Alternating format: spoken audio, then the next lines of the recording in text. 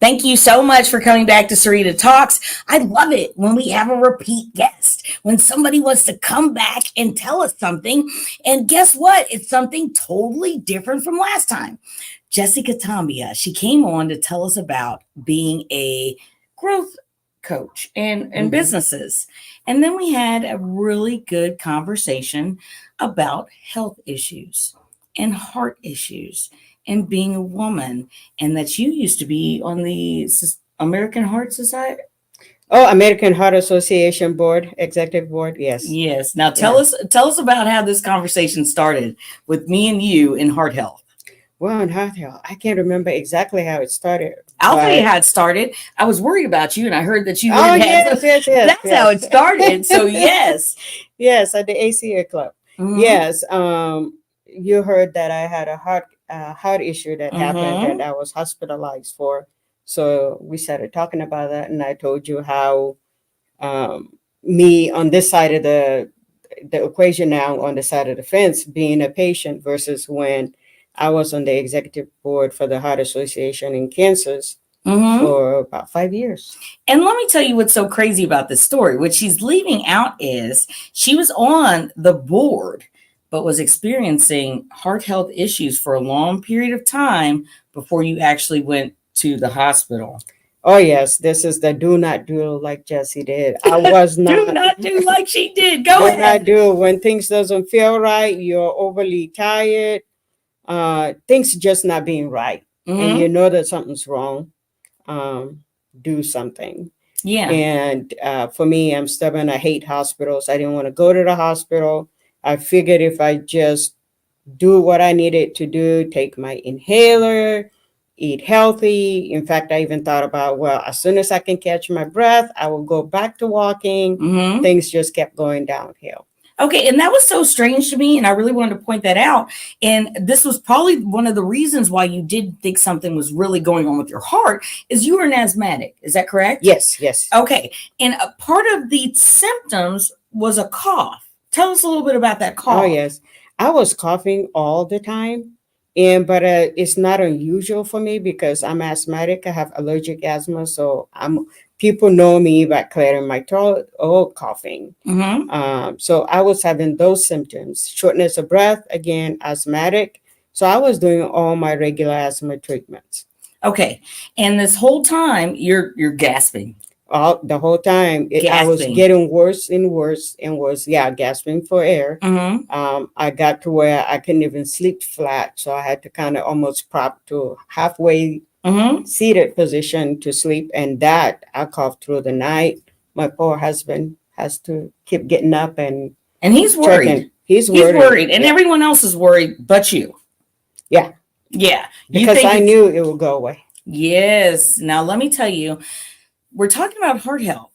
I wouldn't think if I have a cough or I'm gasping for air that has anything to do with my heart. Is that what happened with you? Yes. Okay, so then she told me about your daughter. And is she in medicine? No, she's a social worker.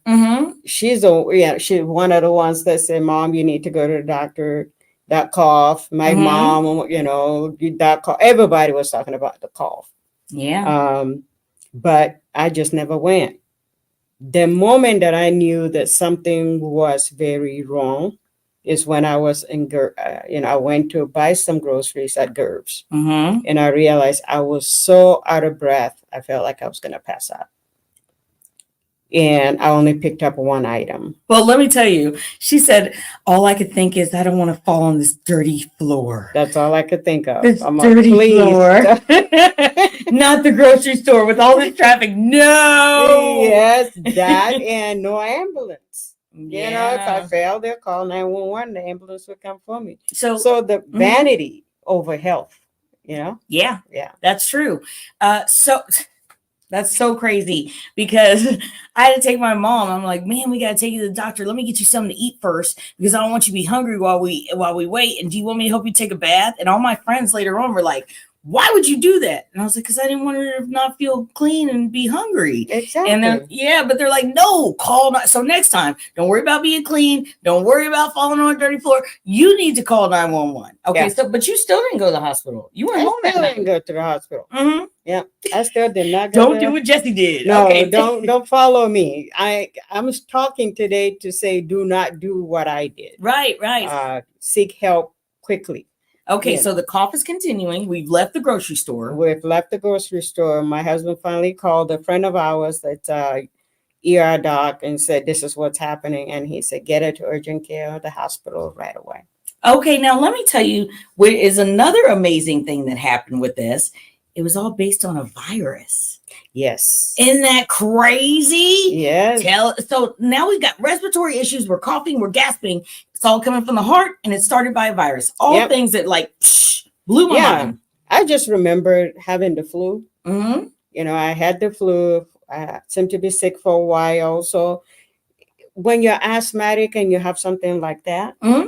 it does take you longer to recover. Yeah. I'm used to that. Mm-hmm. So I'm used to all I have to do is just keep doing the regimen, do the steroids, do all that stuff, and you'll be fine. Okay. The difference, breathing treatment, the difference with this one is instead of getting better, I was getting worse. Oh, but I didn't want to admit I was getting worse. So my check mark of why I'm getting worse is, well, I've gained weight anyway. So as soon as I can breathe, I'll go exercise. Yeah, but who knows if you would have kept breathing. So now we're in the emergency room. And what are they telling you? Because she thinks she's going home. She says, go ahead and bring me whatever you need to bring me and we can go home. Yeah. I was thinking because of being asthmatic, I knew, okay, I had the virus. You know, I had the flu. So probably need antibiotic, some kind of infection up there. Probably need that. And also a very good breathing treatment. And I'm out of there. And no antibiotic, no breathing treatment. They're like, we're still running tests and you're staying. And you're devastated. And I'm devastated. I looked at my husband. I said, I don't want to stay here. Oh, what did he say? He said, you need to be here. Yeah. And then that's when they came in and said, well, a virus attacked your heart. We don't know what the virus is, but your heart is, I think my heart rate at that point was either 140 something. Oh, no. And my heart was at 15% function. And we want 60%. Yeah. And my lungs were filled with fluid because my heart wasn't pumping right. You know, as I lay there and I was thinking about it, I was just like, rats. I should have acted sooner. She should have acted sooner. Yeah. But then, you know, on the flip side, I'm like, well, one of the symptoms of heart disease is denial. I was kind of trying to like, you know, justify why I did. But really the bottom line is because I just really don't like hospital. Okay. Well, listen, more so than that, I want to kind of circle back to all the people who tried to tell you or try to inquire and let you know. So if you're listening right now and there are several people who are telling you, I think you might need to go to the doctor. This doesn't seem to be getting any better. This is different than usual. If you know that you feel different than usual, go to the hospital. Good. Don't make a doctor's appointment because sometimes about time you got to that breaking point that you're ready to make a doctor's appointment, you're like, oh, okay, next week. You might not have next week promised to you. Yeah. You might not. So, so you were making all these excuses. But when she came in today, she's got this beautiful hat on that one of our dear friends made for us, Lisa Driscoll Hawksby. So you were at a meeting with Lisa and you had only walked, what is that, maybe 20 feet? Yeah. 25 feet? I was out of breath. I couldn't even speak. And she saw you at the table, and what did she say? And she looked at me and said, are you okay? I said, yeah. She's like, do you want me to take over the meeting? I said, please. Because I really could not catch my breath. And wait. This is weeks before you went to the hospital. This is weeks before I went to the hospital. Weeks. You know, I would also say, I'm a business owner. So when you're a solo entrepreneur, what do? It's all on you. It's all on you. It's all on you. I mean, yeah, you decided to own your own business so that you can have the flexibility, correct? But that same flexibility Now you're using it to justify why you shouldn't go to the doctor. Because I gotta go see, I have clients I have to attend to. I have a presentation I have to do. I have 1 million cups committee meeting I have to, and all those things you're not doing them very well anymore because you are exhausted and don't feel good. But in your head though, that mindset is, I can do it all. And nobody can tell, but everybody could tell that something was wrong. Everybody could tell. And here's another, I think we so get stuck in this, if I don't do it, no one else is.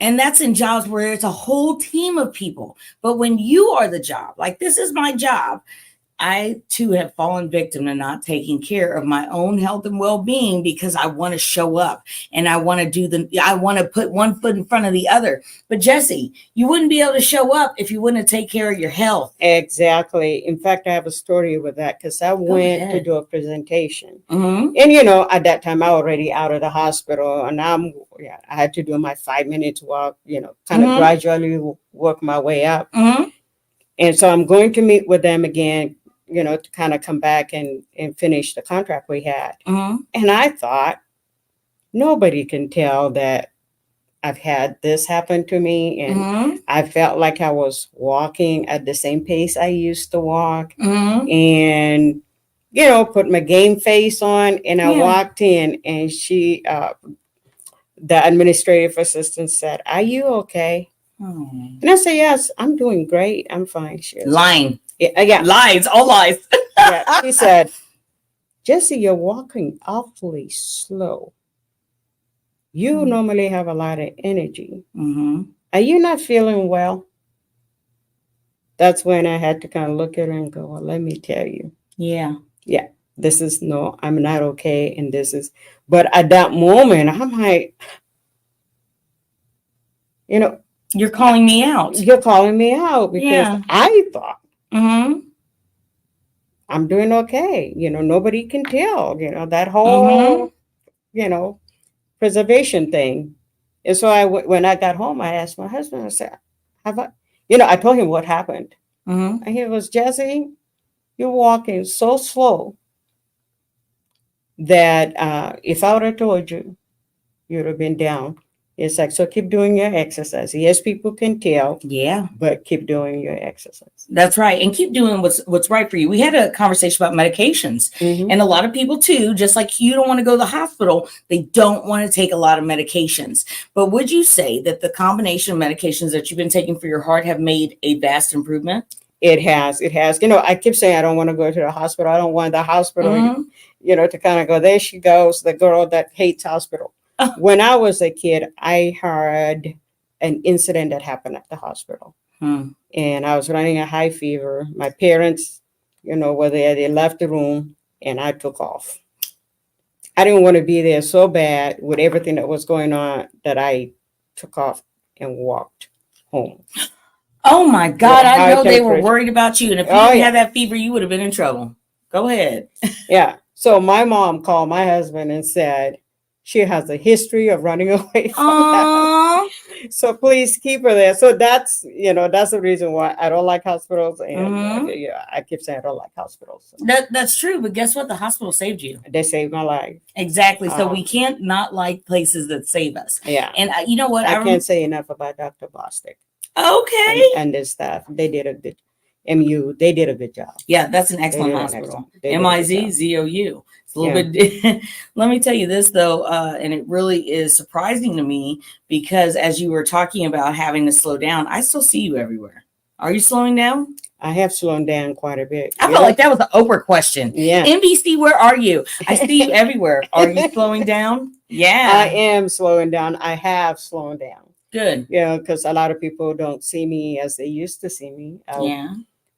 For the first time, I missed is it Small Business of the Year award. Oh, that's true. I missed a lot of the chamber stuff. So I had to reprioritize my time. Right. I had to look at my time and see, and kind of manage it. Right. It's kind of time management became a huge thing for me.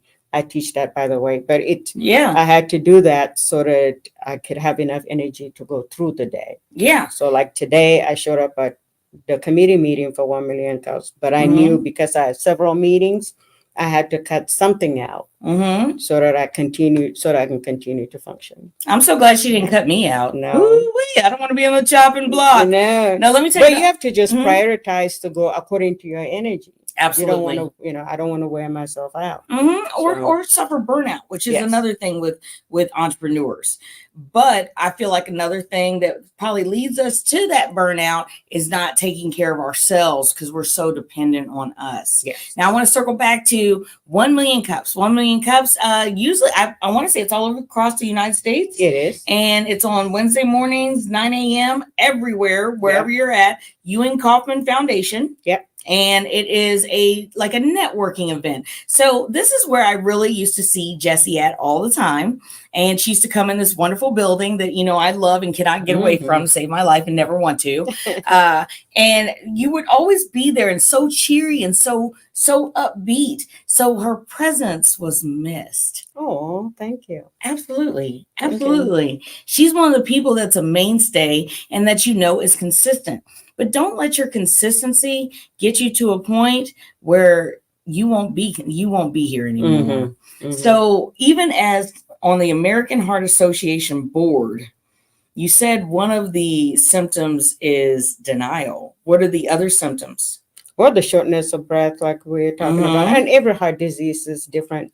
Mine ended up being heart failure. So I went from normal heart to getting into the hospital with 15% heart function. And today I'm at 35, between 35 and 40. So I'm not 100%. That's why I still get tired. That's why I said I have to manage my time in order to function. As a business owner, I didn't want to completely shut down. But thank goodness to Zoom, so I can do some things on Zoom, and then some I can drive to. So shortness of breath, fatigue as well is. Because if your heart's not pumping, things are getting deprived. They're not getting the oxygen that they need. So when you're lacking that oxygen, you're not thinking clearly either. Did you have like a cloudy brain or no? Oh yeah, you do. You do. And we had somebody come in and give us a thumbs up. I just want to thank you so much for paying attention. And I hope that someone can learn. If you had to leave our audience with something right now, what would it be? What would you tell them? I would say know your body, listen to your body. And don't be afraid of the hospital. And don't be afraid of the hospital. And respect your body. Take care of it. Absolutely. Jessie Kwatamdia, thanks for coming on. I appreciate you. And I would challenge our audience to find out more about heart health.